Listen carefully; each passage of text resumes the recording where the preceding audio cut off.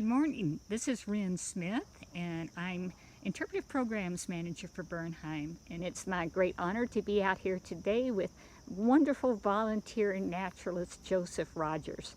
And we are going to be speaking on Spicebush tree, or actually Joe's going to be speaking. I might ask him a few questions, but please do. Spicebush is absolutely one of my favorite understory trees, and I know Joe's passionate about this little small bush, small tree, sometimes a bush, as I am. So Joe, tell me what you love most about Spicebush.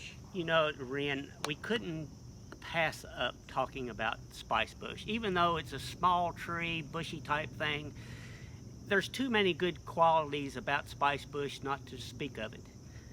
Number one, it's native, and it's highly desirable in the landscape, whether it be in your forested landscape or even in your home as you landscape around. They provide, actually, and we're not seeing it now, we're seeing the green green summer color of its natural color, but during the fall, it will have a beautiful yellow bright color.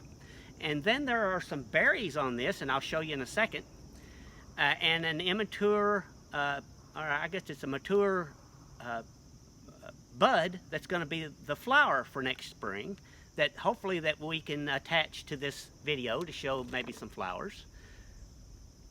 But what we'll like to do is kind of demonstrate about this particular flower. We don't have smell-o-vision here.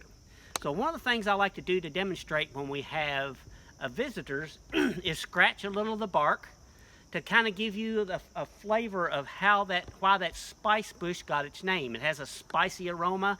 I think it might have maybe of a citrusy, lemony lime aroma. Everybody has their different ways of interpreting how your olfactory sense works. However, it can be used to strip the bark if you have enough of the bush. We don't do that here at Bernheim, but if you have them at home in your own property, you can take those bushes and extract some of the bark and steep a nice soothing tea from it.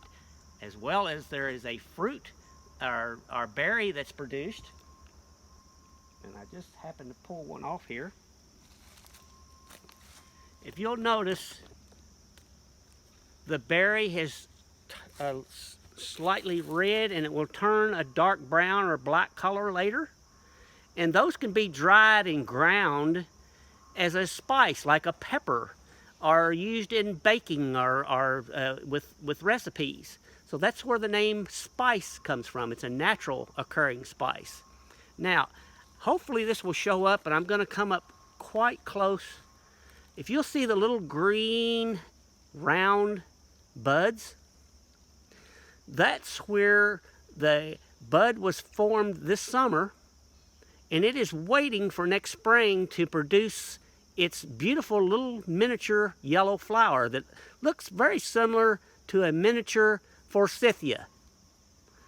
Not quite as showy as a forsythia, but I've had some people say, well, that looks like a wild forsythia, because the reason they say that is it's striking because it's before the leaves come on. It will have a string of blooms up and down the stem all late March, something along in there. So come back and visit.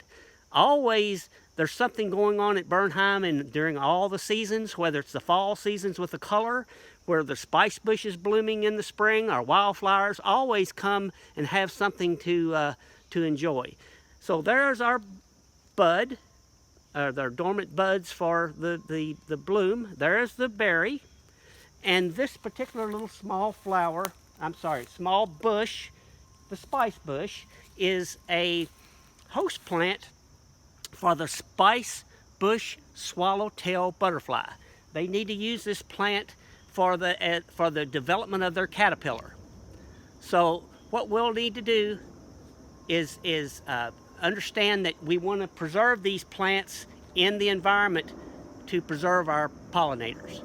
So thank you for tuning in, and we'll be back for the next session. Thank you.